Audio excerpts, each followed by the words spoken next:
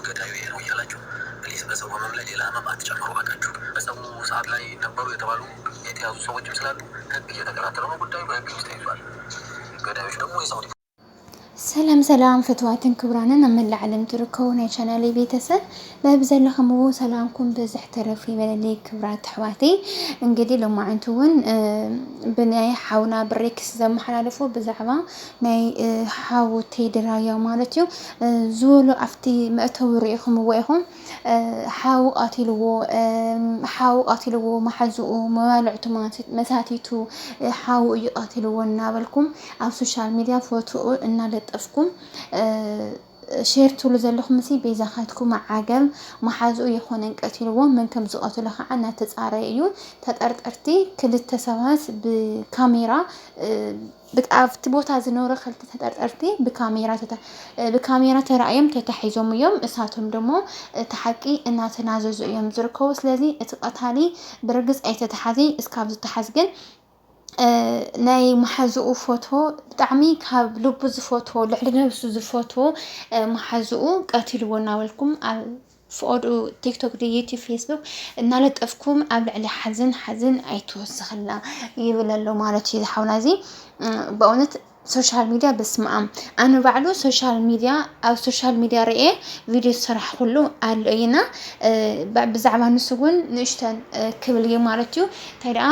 ላይክ ሸር ሰብስክራይብ ናገርኩም ንዓየጉን ኣበረታትዑ ክብራት ኣሕዋተይ ላይክ ሸር ንትገብሩለይ ካብ ልብና መስገንኩ እየ ያው ከምቲ ዝፍለጥ ብመጀመርያ ሕዝውን ደጋጊመ መንግስቲ ሰማይ ዋርሶን ሓውና ቴዲ ንመላእ ቤተሰቡን ጽንዓት ይምነ ማለት እዩ ካብኡ ከምቲ ዝፍለጥ ከዓኒ ኩላትና መቸስ ኣብቲ ቦታ ተረኺምና ይኾና ሰብ ብዝብሎ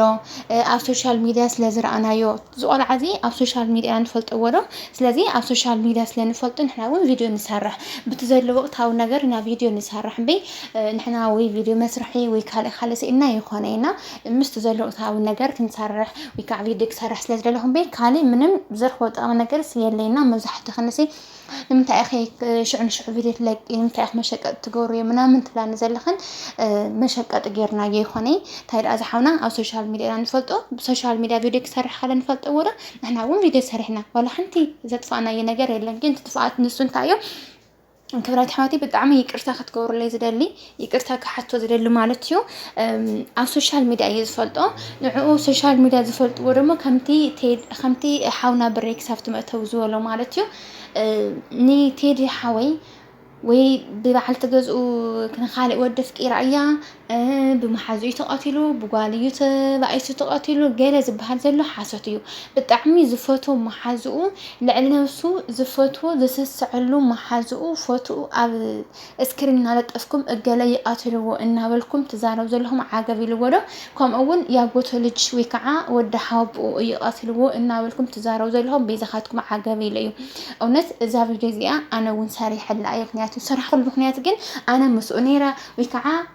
ኣብቲ ቦታ ተረኺበ ዝፈልጦ ነገር የብለይን እንታይ ደኣ ካብ ሶሻል ሚዲያ ይምፅእ እያ ካብ ሶሻል ሚዲያ ንሕና ኣብ ቦትኡ ነርና ከምዚ ዝበለ ማዕሩ ካብ ዓዲ ጩቤ ኣምፅኡ ቀቲልዎ ወዲ ሓውኡ ወዲ ኣቆዲ ወዲ ሓቡ ይቃትልዎ ሎም ሶሻል ሚዲያ ኣብ ቪድዮ ሰሪሖም ማለት እዩ ኣነ እውን ካብታ ቪድዮ ቆርፀ ቢለምፅእ ሰሪሐላ ማለት እዩ ካልእ ወይ ዝፈልጦም ሰዓቶም ነይረ ካልእ ይኾነና ክብራት ኣሕዋተይ ኣነ እዚኣ ብጣዕሚ ይቅርታ ክሓታ ዝደሊ ኣብዚኣ እያ ብጣዕሚ ይቅርታ ክብራት ኣሕዋተይ ምክንያቱም እቲ ትክክለኛ ቀታሊ ብርግጽ ኣይተተሓዚ ግን ድማ ተጠርጠርቲ ስለዝተተሓዙ እቶም ተጠርጠርቲ ደሞ እቲ ሓቂና ውፅዎ እዮም ዝርከቡ ንሱ እውን ወዲ ሓቡ ወዲ እኮ ግን ይኾነ ወዲ ዓዲ ከም ዝኾነ ግን ተነጊረሉ ማለት እዩ ወዲ ዓዲ ኩለኩም ግድን ብኢትዮጵያዊ ዝኾነሲ ወዲ ዓዱ ማለት እዩ ብሬክስ እውን ተናጊሩ እዩ ብጽሑፍ ኾነ ብቪድዮ ማለት ተናጊሩ እዩና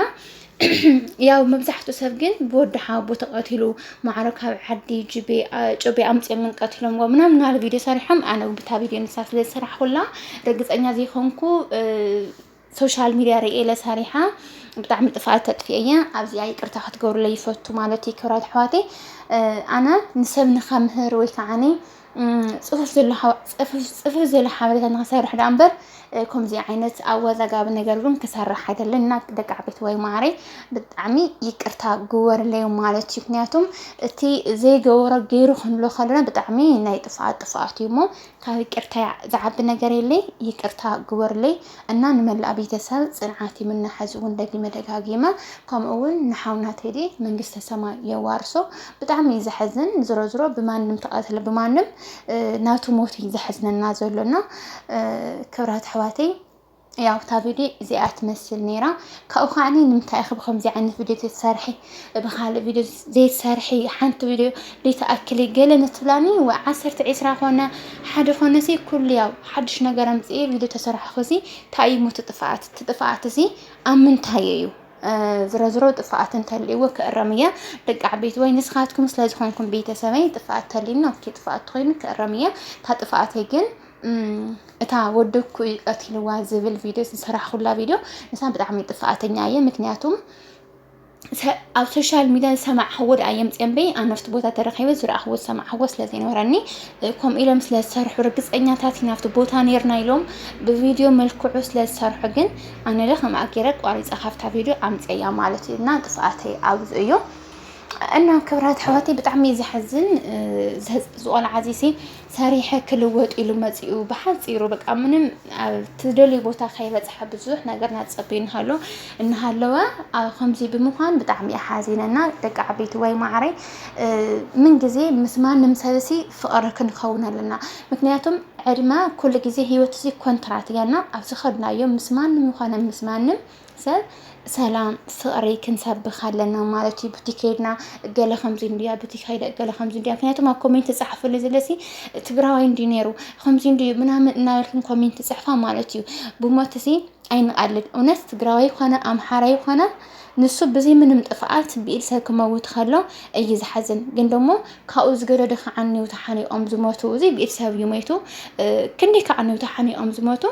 أنا رجع بيت واي معري نسخات قراوي نسخة محري نابر ناسي سمات أين فلالي تزحزننا أفسدت مقراي يبقى تقراوي كنا محري سبب دينك زابير فطور نديو الناسي بتعمي حزين أونت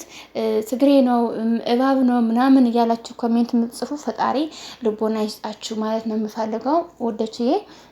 تقراوي خنا أم حراي خنا أورمو خنا حاول كل بأمثال زابير استفترت سبينا كم إلنا تزين صحف أنا كبرات حواتي أنا أقول زايمكم نجار بملأكم زايمكم بملأكم بدعمي ارتاقوا ورلي تابيريزي أتمثل نيرا لايك شير نقولكم لو من عيقنا برتاتعني أنا بدعمي صوتكم ظهركم من إجزابير أملاح وزحكا متراف يمحركم كبرات حواتي إجزابير أملاح بزخركم هو يكتلكم كفو نزقابر لكم كفو نزحسولكم بعلو بيدقري حازلكم يكلكم تفوتو فالسنة يدق عبيت واي باي باي